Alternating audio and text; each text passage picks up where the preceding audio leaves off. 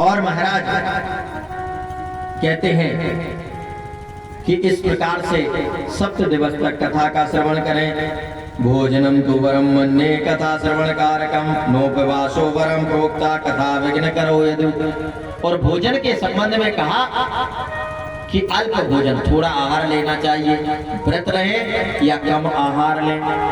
आहार क्यों ज्यादा खा लिया, इधर कथा प्रारंभ हुई और उधर निद्रा देवी जी आ जाएंगी। अब इधर कथा चली और उधर ध्यान लग गया।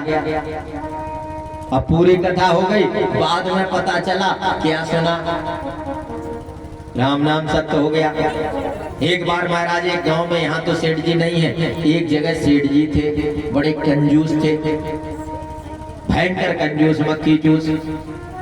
सेठानी नहीं मानी, माताओं का भाव ज्यादा रहता है, श्रद्धा भाव भक्ति में। तो सेठानी ने कहा कि सुनो वहां कथा हो रही है, तुम जाओ सुनने को जाओ। अब बोले जाएंगे, कुछ नहीं कुछ आरती में तो चढ़ाना ही पड़ेगा ना।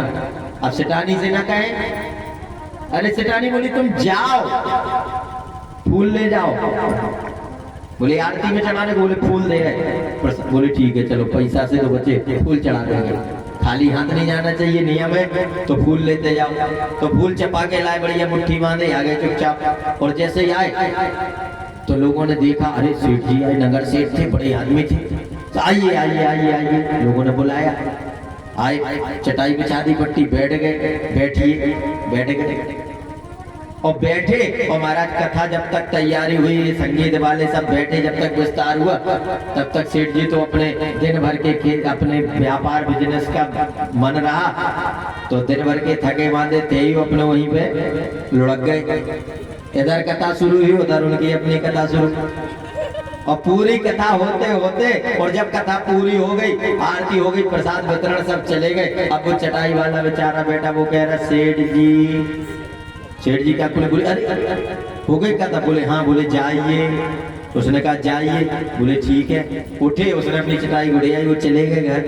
घर पे आए, देवी से बोले, देवी ने कहा क्यों सुनाए कथा? बोले हाँ सुनाए। बोले कुछ वहां से सुना तो बताओ क्या सुना है। गाय तो थे लेकिन कितना? बोले 3 चीजें सीख पाए हम वहाँ, 3 चीजें सुनी थी, और इतनी तो कथा में हुई है। बोले बताओ। बोले आइए, बैठिए, जाइए, इतना सुने। बैठिए लुढ़क गए, सो गए। वो बोले जाइए, चटाई उठाई। पत्नी ने कहा भगवान जैसे तैसे करके तो गए, जिंदगी में पहली बार वो कह देंगे तुम कहा सुन के आ गए हो तो फिर जाएगा नहीं। तो बोले ठीक है, ये गुरु मंत्र है तुम्हारे लिए, जान लो। बोले ये गुरु मंत्र है, आज इसे मान लो, इसी का जाप करना, इसी में कल्याण होगा, ये भागवत से मिला है। बोले ठीक है। अब महाराज रात में लेट गए। अब सोते रहे कथा में पूरे टाइम। अब तुम रात के जब 10 बजे तक कथा में सोते रहे तो रात में नींद आएगी क्या घर में? फिर लेटे, सेठानी तो बेचारी सो गई, थकी मांदी। सेठ जी को नींद ना आए तो बैठ गए अपने बिस्तर पे। बोले क्यों करो, मंत्र जप लो, कहीं भूल न जाए, विसर न जाए मंत्र जो लाए थे, गुरु मंत्र। अब सेठ जी शुरू हो गए वहां पे, आइए आइए, बैठिए बैठिए, जाइए। अब रट रहे, आइए आइए, बैठिए बैठिए, जाइए। और स्यात ऐसी के उसी दिन सेठ जी के घर में घुस पड़े चोर। अब वो उधर से लूट लाट के सेठ जी के घर में आए, पुटरिया बांधे और घुसे। वो जैसे ही घुसे आंगन में कूदे के सेठ जी का तो मंत्र, आंखें बंद, बैठे बिस्तर पे। बोले आइए। अब चोर ने देखा, हे भगवान, फंस गए। कह रहा आइए, चुपचाप चलाया। और जैसे ही पास आया बोले बैठिए। वो तो आंखें नीचे थे, सो बैठ गया सामने। अब जब बैठा तो चोर ने सोचा कि अब तो मर ही गए। अब जब कह रहा बैठिए, अब बैठा लिया, अभी जेल में भिजवाएगा, पुलिस को बुलाएगा। तो जो पुटरिया लिए था उसने पुटरिया तुरंत सेठ के चरणों में फेंकी, पुटरिया पास में रख दी ऐसी, और अपने गिड़गिड़ाते हुए आराम से जोर से बोल न सके, रात का काम, चोरी का काम। सो पुटरिया रख दी, वो कांपता हाथ कर रहा था। और सेठ जी तो रट रहे थे, बोले जाइए। अब वो तो अपने क्रम में थे, आइए बैठिए। और वो बैठा, उसने पुटरिया छोड़ी, वो बोले जाइए। चोर ने सोचा चलो कम से कम इतना तो कह दिया, दे दी पुटरिया, तो बोले जाइए। और उसने पेट फेरी भागा। और जैसे ही सेठ जी मंत्र जपते जब अपनी आंख खोली तो देखा, बोलिए ये पुटरिया देखो उसमें तो बहुत माल पानी। सेठानी से बोले देखो, बोले गुरु मंत्र फर गया, अपना पक्का हो गया। बोले क्यों? बोले इतना इतना धन आ गया, आज ही लाभ, ये है लाभ फायदा, ये आज ही जपाओ सीधा, बोले आ गया। देखो तो ये हालत होती है। कथा में पहुंच तो जाओ कैसे भी करके, तो ये स्थिति है। तो इसलिए महाराज कहते हैं कि अल्पाहारी, कम भोजन करो, या व्रत रह सकते तो व्रत, नहीं तो थोड़ा थोड़ा आहार ले, ताकि मन लगे और ध्यान लगे, सुनने में मन रहे। और इस प्रकार से महाराज कहते हैं कि खर्चे के संबंध में जिस प्रकार से बेटियों का विवाह करते हैं, कथा के संबंध में विवरण आया। बेटियों की विवाह 3 प्रकार से होते हैं। एक सामान्य परिवार से होता है, एक बहुत गरीब है तो 4 लोग मिल करके कर देते हैं, एक सामान्य और एक बड़ा भव्य विवाह होता है लाखों करोड़ों का।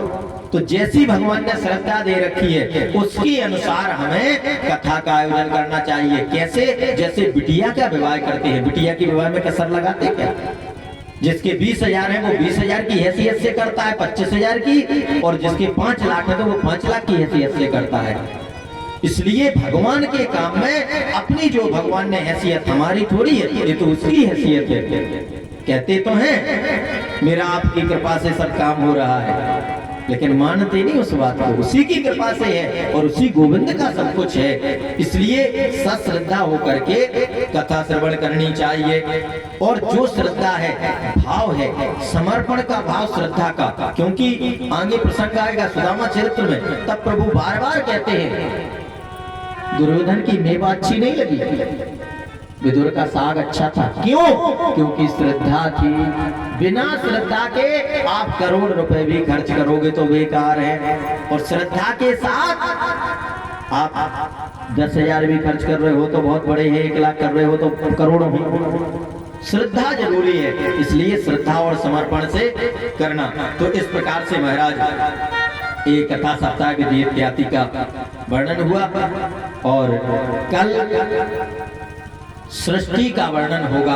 कि प्रश्न आएगा, अभी पूछेंगे महाराज परीक्षित के प्रभु, ये जानने की इच्छा है जो संसार है ना, ये बना कैसे है और किससे बना है, कैसे बना है। जैसे कोई भी चीज बनी है, घड़ा बना है तो कुमार ने बनाया, बनाया कुमार ने, तो किससे बनाया? मिट्टी से बनाया। तखत बना है तो लकड़ी से बना, बनने वाली लकड़ी है, बनाने वाला बढ़ई है। तो ये संसार बना है, ये सब कुछ बना है, तो ये बनाया किसने है? आपने। किससे बनाया है, कैसे बना है और कैसे कैसे बना? और एक शंकर जी ने भी बनाया था संसार, उनने भी सृष्टि बना डाली थी। तो शंकर जी की भी कल सृष्टि आप लोग देख लेना, शंकर जी की बनाई हुई मिलवा देंगे सबको उससे, शंकर जी की सृष्टि से मिलना है। तो कल आना, और अब प्रतिदिन दिन पे दिन रंग बरसेगा। कल तृतीय दिवस है, कल सृष्टि की रचना होगी, और परसों कन्हैया प्यारे का जन्म, उसके बाद लगातार ये उत्सव बढ़ता ही जाएगा, और 7 दिन बाद फिर गोविंद हरि हरि। तो आइए हम सभी पावन नाम प्रभु का एक बार नाम ले लें और उसके तत्पश्चात